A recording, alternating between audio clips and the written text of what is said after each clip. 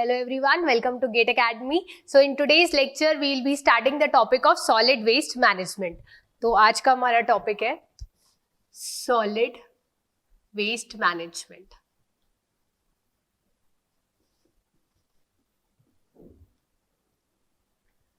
Solid waste management से आप क्या समझते हो, पहली बात ये।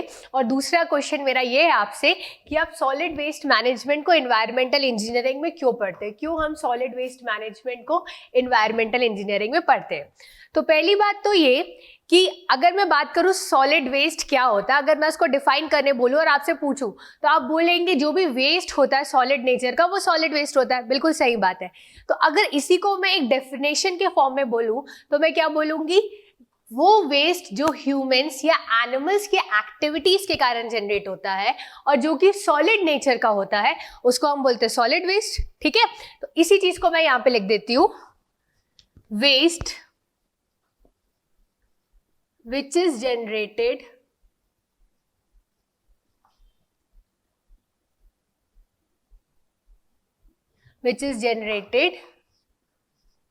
Bye from humans and animals activities which is generated by, ज़्यादा correct होगा, which is generated by humans and animals activities, और जो कि solid nature के होते हैं, generated by humans and animals activities that are solid in nature, जो कि solid nature के होते हैं, nature, उसको हम बोलते हैं सॉलिड वेस्ट।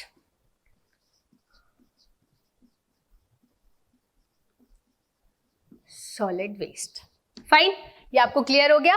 वो waste which is generated by humans and animals की एक्टिविटीज के कारण जो भी वेस्ट जनरेट होता है specially that are solid in nature, ठीक है, उसको हम बोलते हैं सॉलिड वेस्ट। पहली बात। अब मेरा दूसरा क्वेश्चन आपसे ये था कि हम क्यों सॉलिड वेस्ट मैनेजमेंट को एनवायरमेंटल इंजीनियरिंग में पढ़ते हैं। तो जैसे मैंने आपको कहा कि एनवायरमेंट क्या बोला था मैंने आपको, जो भी हमारे अराउंड है, everything which is around us is an environment. ठीक है, तो अगर आप देख रहे हो कि किसी भी एरिया में एक सॉलिड वेस्ट तो जनरेट हो गई, ठीक है, अगर आपने कुछ खाया है तो आप उसको एक्सक्रिएट तो करोगे ही, अगर आप किचन में जा रहे हो तो आप जो भी यूटेंसिल्स वॉश कर रहे हो तो आप, या फ्रूट पिल्स हो गया, वेजिटेबल्स हो गया, तो इनके छिलके ये भी तो एक वेस्ट ही है ना, आप उनको यूज कर रहे हो क्या? नहीं, आप उनको यूज नहीं कर रहे हो, तो ये क्या है आपका, ऑब्वियसली एक वेस्ट है। अगर आप इनका प्रॉपर मैनेजमेंट नहीं करोगे और आप इसको कहीं भी फेंक दोगे तो क्या होगा, ऑब्वियसली हमारा क्या होगा, एनवायरमेंट पोल्यूट हो जाएगा। और एनवायरमेंट पोल्यूट होना मतलब एनवायरमेंटल इंजीनियरिंग पढ़ना। और ये पोल्यूट कैसे हुआ था, अगर आपने प्रॉपर सॉलिड वेस्ट मैनेजमेंट नहीं किया था। सो डायरेक्टली और इनडायरेक्टली सॉलिड वेस्ट मैनेजमेंट करना हमारे लिए इंपॉर्टेंट है। As a civil engineer, as an environmental engineer आपके लिए इंपॉर्टेंट है। फाइन, तो ये तो पहले मैंने आपको सॉलिड वेस्ट का मतलब बताया। अब अगर आप देखो कि कैसे सॉलिड वेस्ट मैनेजमेंट की प्रोसेसिंग होती है, तो सबसे पहले क्या होता है, वेस्ट का जनरेशन होता है। तो मैं यहां पे लिखती हूं, सबसे पहले वेस्ट का जनरेशन होता है। आपने कचरा जनरेट किया, आपने वेजिटेबल्स काटा, आपने फ्रूट्स काटे, ठीक है ना, जो भी आपने वर्क किया उससे वेस्ट जनरेट हुआ। वेस्ट का जनरेशन होने के बाद, वेस्ट जब जनरेट हो गया तो आपको क्या करना पड़ेगा, वेस्ट आपके घर से सिर्फ का अकेले तो ट्रीटमेंट होगा नहीं, बाकियों के घर से भी वेस्ट को कलेक्ट किया जाएगा। तो वेस्ट के बाद क्या होगा आपका, कलेक्शन। अब जब वेस्ट का कलेक्शन हो गया, एक जगह पर आपने वेस्ट का कलेक्शन कर दिया, इसके बाद आप क्या करोगे, उसको ट्रैवल एंड ट्रांसपोर्ट करोगे।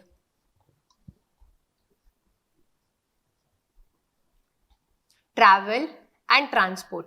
अब सब छोटी छोटी जगहों का कचरा आपने एक बड़े जगह में इकट्ठा कर दिया, वहां पर क्या होगा, इसकी प्रोसेसिंग होगी। ठीक है, प्रोसेसिंग एंड रिकवरी, मतलब जो उसमें से यूजफुल है उसको निकाल लिया जाएगा और बाकी को फेंक दिया जाएगा। तो क्या हुआ, फिर आपकी हुई प्रोसेसिंग एंड रिकवरी। इसके बाद जो लास्ट स्टेज है वो आपका क्या हो जाएगा, डिस्पोजल। क्या हो जाएगा आपका, डिस्पोजल। तो क्या हुआ, सबसे पहले जैसे मैंने बताया आपने वेस्ट को जनरेट किया, तो अगर आप on an average Indian standards को फॉलो करें तो according to Indian standards per day एक पर्सन, अगर मैं बोलूं जनरेशन की अगर मैं बात करूं तो अकॉर्डिंग टू इंडियन स्टैंडर्ड्स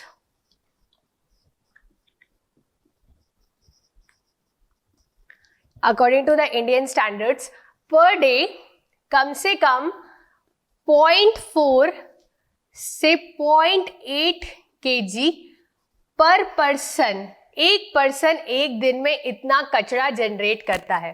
कितना सॉलिड वेस्ट जनरेट करता है? 0.4 से 0.8 kg जो है सॉलिड वेस्ट जनरेट करता है कौन? पर पर्सन पर डे। ये तो हमारा हो गया। अब एक पर्सन ने किया, ऐसे तो आप एक पर्सन का ट्रीटमेंट तो करेंगे नहीं उसके वेस्ट का, तो एक पूरी कम्युनिटी, पूरी लोकेलिटी का ट्रीटमेंट होगा। तो कलेक्शन किस में हुआ? डस्टबिन से। एक होता है ना आपके घरों के डस्टबिन से आप म्यूनिसिपल वाले आते हैं गाड़ी में, पूरा कचरा उस लोकेलिटी का इकट्ठा करते हैं। तो अगर मैं कलेक्शन की बात करूं तो कलेक्शन किस में हुआ? कलेक्शन हुआ आपका बिन्स में। उसके बाद आपको क्या करना? उन कचड़ों को इकट्ठा करके एक बड़ी जगह पर लेके जाना है। तो अगर मैं ट्रैवल एंड ट्रांसपोर्ट की बात करूं,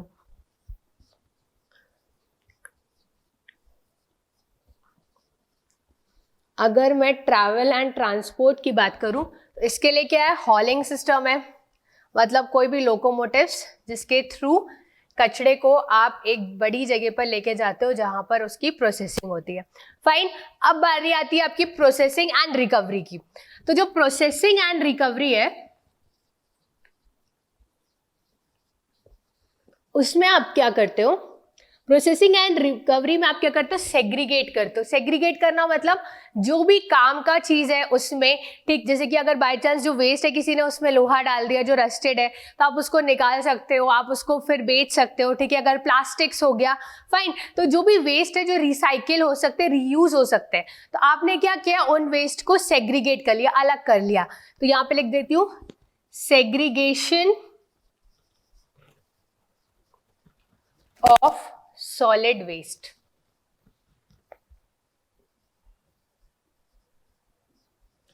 और लास्ट में क्या होता है? डिस्पोजल। आप जो भी आपका वेस्ट जो काम का नहीं है उसको आप डिस्पोज ऑफ कर देते हो। डिस्पोजल के मेथड्स होते हैं जो बेसिकली हमको डील करना है सॉलिड वेस्ट मैनेजमेंट में, तो उसके बारे में मैं आपको बताऊंगी। पर उससे पहले आई होप आपको ये चीजें समझ में आ गई होगी। Generation, collection, travel and transport, processing. Fine, इतना आपको समझ में आ गया होगा। डिस्पोजल की बात हम अभी होल्ड ऑन करते हैं, इसको भी हम स्टडी करेंगे। इसके बाद अगर मैं बात करती हूँ तो जो आपने बोला सॉलिड वेस्ट का अगर आप एक सिनोनिम टर्म बोले तो आप सॉलिड वेस्ट की जगह आजकल जो एक टर्म यूज करते हैं उसको बोलते हैं रिफ्यूज। क्या बोलते हैं हम इसको? रिफ्यूज। ये एक टर्म है जिसको आप सॉलिड वेस्ट के सिनोनिम में यूज कर सकते हो। अब मैं क्या करती हूँ, पहले आपको रिफ्यूज का क्लासिफिकेशन बताती हूँ कि क्या क्लासिफिकेशन होता है रिफ्यूज का। तो यहां पे मैं लिखती हूं क्लासिफिकेशन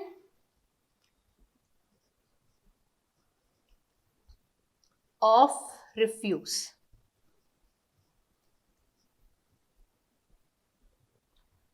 अगर हम इस रिफ्यूज को क्लासिफाई करती हूँ कि इसमें क्या क्या टर्म्स आते हैं, तो पहला नंबर पे आता है मेरा गार्बेज। क्या आता है? गार्बेज।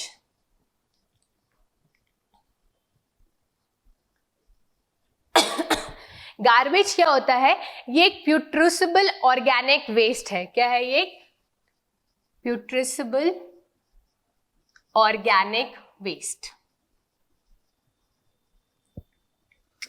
प्यूट्रिसिबल ऑर्गेनिक वेस्ट का मतलब ये होता है, ये वो वेस्ट होता है जो कि डिके हो जाता है, मतलब गल जाता है, ठीक है, ऑर्गेनिक नेचर का होता है। अगर मैं इसके बारे में बात करूं तो इसके एग्जांपल्स हो जाते हैं कि वेजिटेबल पील्स,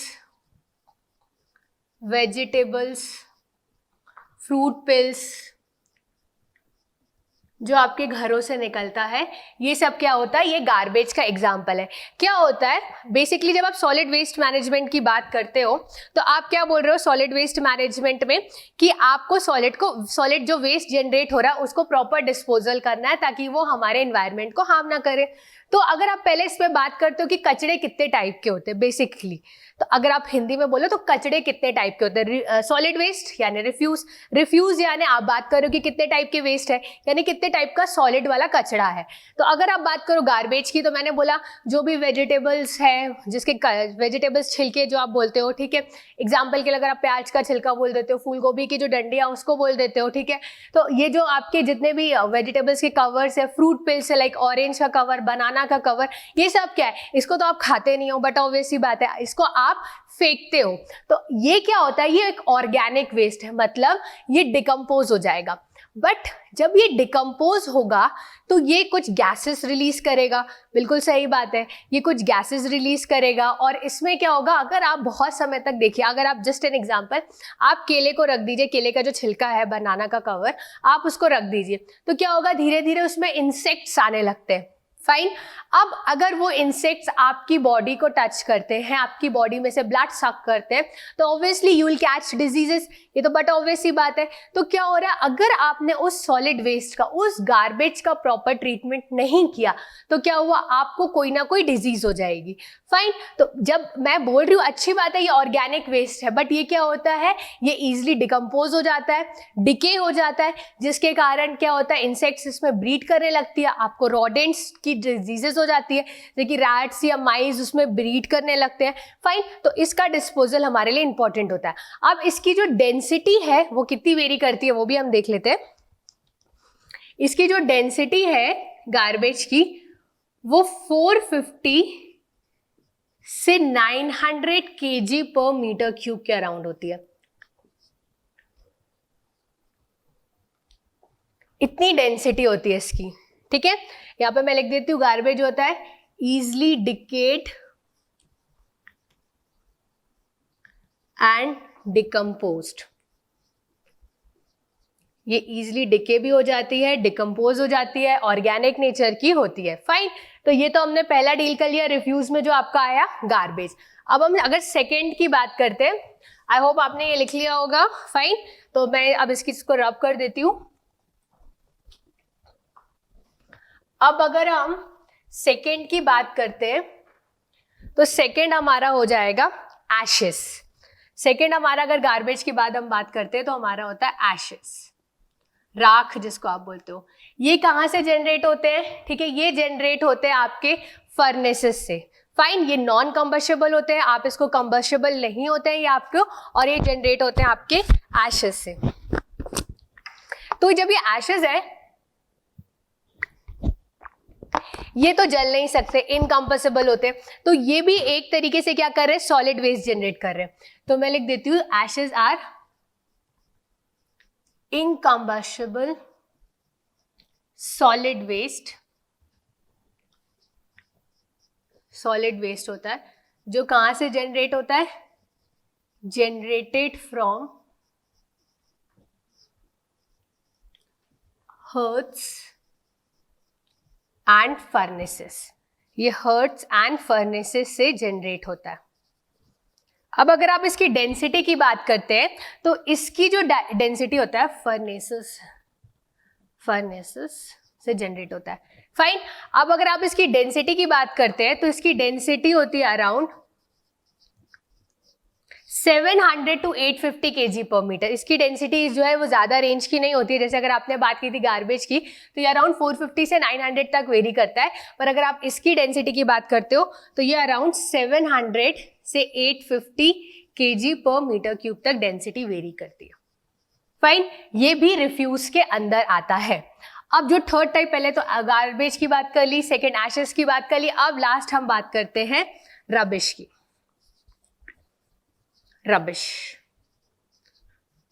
रबिश क्या होता है, जैसे जब आपने बात की थी गार्बेज की, तब आपने बोला था ये प्यूट्रिसिबल ऑर्गेनिक वेस्ट है। यहां पर क्या होता है, ये नॉन प्यूट्रिसिबल वेस्ट होता है, मतलब ये इजिली डिकम्पोज नहीं हो सकता, पहली बात, ठीक है, प्रॉपरली डिके नहीं हो सकता, ऐसा आप बोल सकते हैं। फाइन। इसमें क्या होता है, इसका एग्जाम्पल अगर आप देखोगे तो ग्लासेस, आप बोलते हो ना जो ग्लासेस होते हैं वो सब क्या होता है, इसके एग्जाम्पल्स रबिश के। ये भी एक नॉन प्यूट्रेसेबल वेस्ट होता है।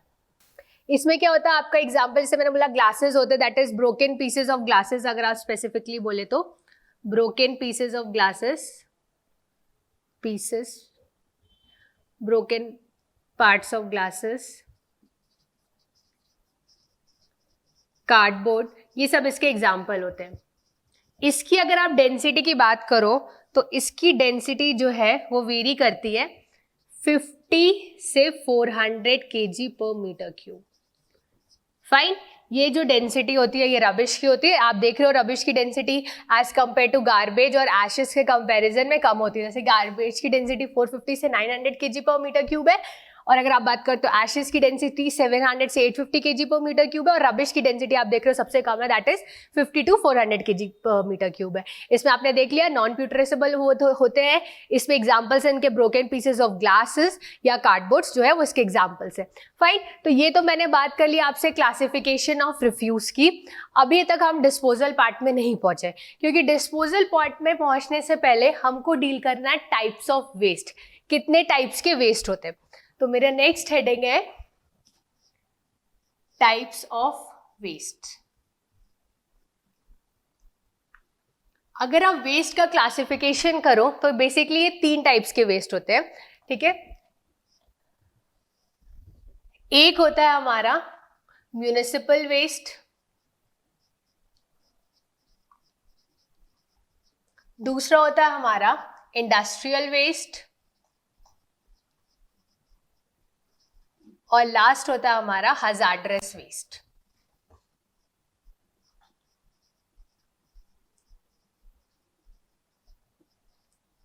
अब चलिए तीनों के बारे में हम लोग पढ़ते हैं कि तीनों में क्या डिफरेंस है।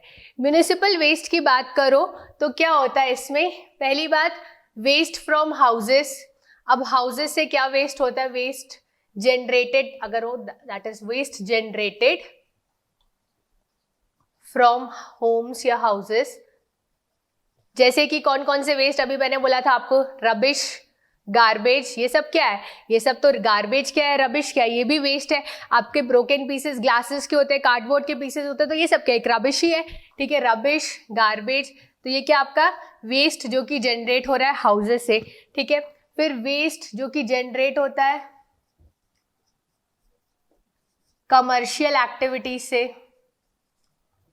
Waste generated from commercial activities, वो भी एक तरीके का म्यूनिसिपल वेस्ट होता है। कमर्शियल एक्टिविटीज जैसे किसी बिल्डिंग का डिमोलिशन करना, ये सब क्या है आपका वेस्ट है कमर्शियल एक्टिविटीज से। फिर अगर आप म्यूनिसिपल वेस्ट बोलो तो जो वेस्ट जनरेट होता है ओपन एरिया से, ये भी एक तरीके का क्या है आपका म्यूनिसिपल वेस्ट है। एक्चुअल में ये हमको जस्ट पढ़ना इसलिए इंपॉर्टेंट है क्योंकि आपसे क्वेश्चन में पूछा जा सकता है सबसे पहले बात कि कितने टाइप के वेस्ट हम लोग क्लासीफाई करते हैं। तो उसके लिए आपको पता होना चाहिए कि ब्रॉडली आप 3 पार्ट्स में क्लासीफाई करते हो, कैसे, municipal waste, industrial waste and hazardous waste. फिर अगर आपसे बोल दिया जाए टिक द करेक्ट आंसर में कि म्यूनिसिपल वेस्ट के अंदर क्या क्या आता है, तो आपको पता होना चाहिए आपके घरों से या कमर्शियल एक्टिविटी से निकल रहा होगा कोई भी वेस्ट। एग्जाम्पल जैसे कि डिमोलिशन है, इसमें भी गार्बेजेस वगैरह आते हैं। इसके बाद अगर आप वेस्ट किसी ओपन एरिया से जनरेट हो रहा है तो ये सब किसके टाइप हो गए हैं, ये म्यूनिसिपल वेस्ट के टाइप हो गए। अब अगर मैं इसके बाद बात करती हूँ आपका इंडस्ट्रियल वेस्ट के बारे में, तो इंडस्ट्रियल वेस्ट में क्या होता है, कोई भी कमर्शियल एक्टिविटीज, ठीक है, कमर्शियल या आप बोल सकते हो मैन्युफैक्चरिंग प्रोसेसेस जो होते हैं, मैन्युफैक्चरिंग प्रोसेसेस से जो वेस्ट जनरेट होता है, वेस्ट जनरेटेड, स्पेस कम पड़ गई, इसको उधर लिख देती हूँ, waste generated from manufacturing process. जो मैन्युफैक्चरिंग प्रोसेस से जो वेस्ट जनरेट होता है वो आपका क्या हो जाता है, आपका इंडस्ट्रियल वेस्ट हो गया। अब अगर आप बात करो इंडस्ट्रियल वेस्ट में तो इसमें क्या क्या आपका एग्जांपल हो सकता है, अगर आप बात करो रिफाइनरीज की, रिफाइनरीज की बात करो, या फिर आप बात करो पेपर एंड पल्प इंडस्ट्रीज की, तो ये सब क्या है, ये एग्जाम्पल है आपके कमर्शियल इंडस्ट्रियल वेस्ट के, पेपर एंड पल्प इंडस्ट्री। तो ये सब आपके किसके एग्जाम्पल हो गए, ये सब आपके एग्जाम्पल हो गए इंडस्ट्रियल वेस्ट का, क्योंकि रिफाइनरी से या पेपर एंड पल्प इंडस्ट्री से जो वेस्ट जनरेट होगा वो एक इंडस्ट्रियल वेस्ट होगा, ठीक है। इसके बाद आप बात करते हो हजार्डस वेस्ट, जो सबसे ज्यादा नुकसानदायक है, ठीक है। अगर मैं पहले आपको इसका एग्जाम्पल ही बता दूं, एग्जाम्पल में अगर आप देखो तो फर्टिलाइजर इंडस्ट्री, फर्टिलाइजर्स इंडस्ट्री या पेट्रोलियम इंडस्ट्री, केमिकल इंडस्ट्रीज,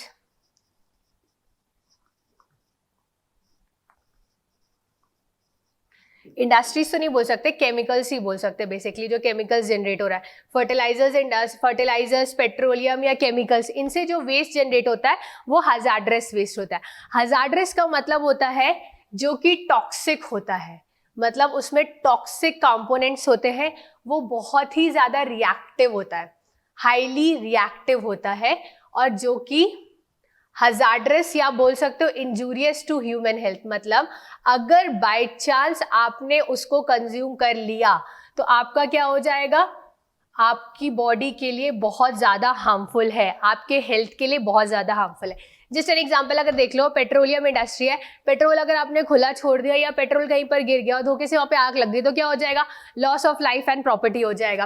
वैसे अगर कोई भी केमिकल्स रिलीज हो जाता है तो आप देख रहे हो ये भी एक वेस्ट है। फर्टिलाइजर्स की बात करो आप, तो ये एक वेस्ट है जो कि अगर आप बात करो, अगर आप बोलते हो कि ठीक है अगर मैंने केले का छिलका फेंक दिया तो केले के छिलके आपको इंस्टेंट कोई हार्म नहीं पहुंचाएंगे, उसमें इंसेक्ट्स ब्रीड करेंगे, आपको काट सकते हैं, आपको नहीं भी काट सकते, ठीक है।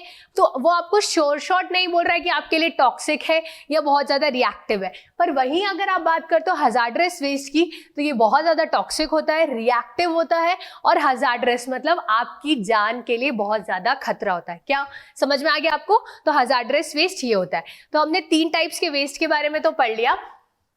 अब इसके बाद अगर हम बात करते हैं, आई होप आप अगर आपको टिक द करेक्ट आंसर में ऑप्शंस दिए हो या आपको मैच द फॉलोइंग दिया हो, जैसे क्या कर सकते हैं, म्यूनिसिपल वेस्ट, इंडस्ट्रियल वेस्ट, और आपको क्या बोल दिया, हजार्डस वेस्ट, और आपको एग्जांपल्स दे दिया उसके दूसरे कॉलम में, रबिश गार्बेज हो गया, फिर इंडस्ट्रीज दे दिया जैसे refineries, paper and pulp industry दे दिया, और यहाँ पर आपको फर्टिलाइजर्स, पेट्रोलियम दे दिया। तो आपको मैच करते आना चाहिए, फाइन, इतना इसलिए मैंने डेफिनेशन स्मॉल स्मॉल लिख दिया ताकि आपको समझ में आ जाए। अब अगर हम बात करते हैं डिस्पोजल की, तो हमने अभी तक पढ़ लिया, पहले मैंने बता दिया आपको शुरू से, अगर हम एक बार ब्रश अप करें चीजों को, तो सबसे पहले मैंने क्या बोला, आपको सॉलिड वेस्ट का डेफिनेशन बताया, फिर मैंने आपको बताया ये मैकेनिज्म फॉलो होता है। इसके बाद मैंने बोला जो गार्बेज है और रिफ्यूज है वो एक दूसरे के सिनोनिम्स होते हैं, मतलब आप सॉलिड वेस्ट और रिफ्यूज जो है वो एक दूसरे के सिनोनिम्स होते हैं, आप सॉलिड वेस्ट की जगह रिफ्यूज यूज कर सकते हो। अब रिफ्यूज में क्या पढ़ा मैंने, गार्बेज पढ़ा, रबिश पढ़ा, एशेस पढ़ा।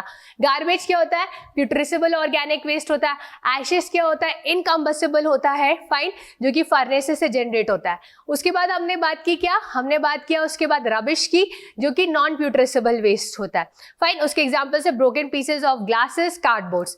इसके बाद अगर अब हम बात की, मैंने आपको बताया कि कितने टाइप्स के वेस्ट होते हैं, उनका क्लासिफिकेशन बताया मैंने आपको।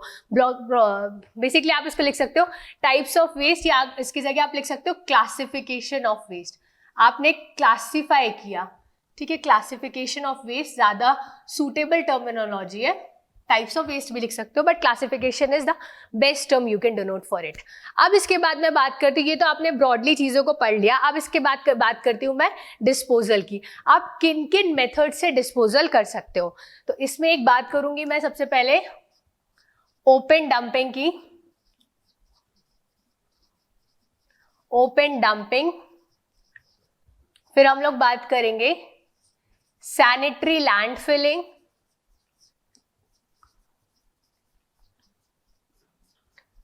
उसके बाद बात करते हैं हम लोग pulverisation,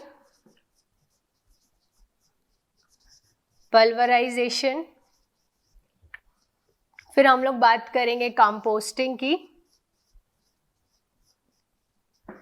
then we'll be talking about incineration, और लास्ट में हम बात करेंगे पायरोलिसिस की। तो ये 6 मेथड्स हैं जिसके बारे में डिस्पोजल की 6 मेथड्स है। मेथड्स ऑफ डिस्पोजल, यहाँ पर आप लिख सकते हो मेथड्स है डिस्पोजल की, जिसके बारे में हम पढ़ेंगे। क्वेश्चन आपसे ऐसे नहीं पूछा जाएगा कि कौन कौन से मेथड्स है या कौन कौन से मेथड्स नहीं है। क्या है कि एक मेथड दूसरे मेथड से किसी चीज़ों में अच्छा होता है, किसी चीज़ों में बुरा होता है। तो आपको एक सिनेरियो दे दिया जाएगा कि मेरे पास ऐसा वेस्ट है जिसकी हाई कैलोरीफिक वैल्यू है, या मेरे पास ऐसा वेस्ट है जो ऑर्गेनिक नेचर का है। तो इनमें से 4 ऑप्शन दे दिया जाएगा कि मैं कौन सा टाइप्स का वेस्ट डिस्पोजल करूँ। फाइन, तो आपको पता होना चाहिए, इसीलिए आपको इसकी थ्योरी पढ़ना इंपॉर्टेंट है। हालांकि इसमें बहुत अच्छे न्यूमेरिकल्स भी आए हैं जो हम डील करेंगे, क्योंकि गेट में फ्रीक्वेंटली आप देख रहे हो हर साल एक ना एक क्वेश्चन सॉलिड वेस्ट से पूछा जा रहा है, क्योंकि एक हॉट टॉपिक बन गया। पहले ही एक ग्रे साइड था एनवायरमेंटल इंजीनियरिंग का, जिसमें ज्यादा क्वेश्चंस नहीं पूछे जाते थे, बट आजकल हर साल इसमें से एक ना एक क्वेश्चन पूछा जा रहा है। तो पहले आप इसकी थ्योरी पार्ट को डील कर लीजिए, फिर हम लोग इसके ऊपर फॉर्मूलाज पढ़ेंगे और न्यूमेरिकल्स करेंगे। तो अब हम डील करते हैं सबसे पहले ओपन डंपिंग के बारे में। तो हम पहले मेथड की बात करेंगे। हमारा पहला मेथड क्या है? Disposal of refuse by open dumping.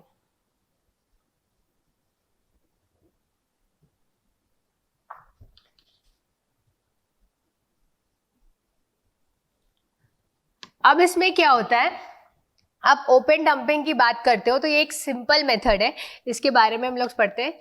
Very simple method of disposal of solid waste. Very simple method of disposal of solid waste. अब इसमें क्या होता है, जो भी वेस्ट जनरेट होता है, जितना भी सॉलिड वेस्ट जो कि जनरेट होता है, आप उसको सिटी से बाहर किसी लो लाइंग एरिया में जाकर फेंक देते हो। तभी हमने इसका नाम रखा है ओपन डंपिंग।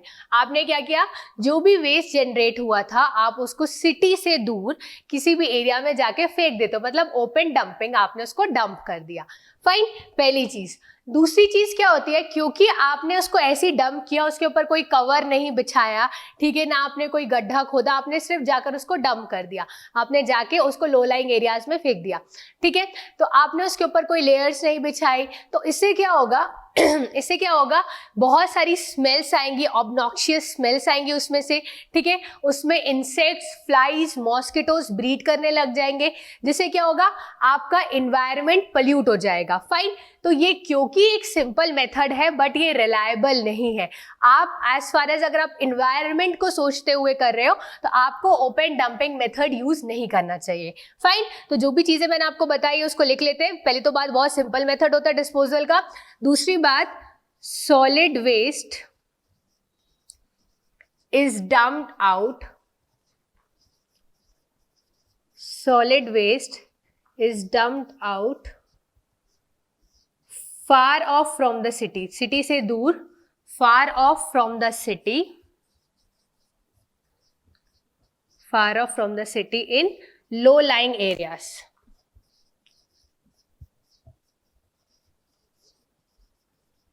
ठीक है, अब क्या है, ये हमारे लिए सूटेबल नहीं है। क्यों? नॉट सूटेबल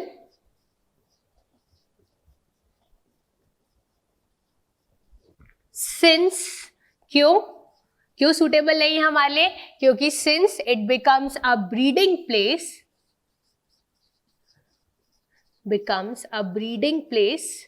किसके लिए ब्रीडिंग प्लेस होती है?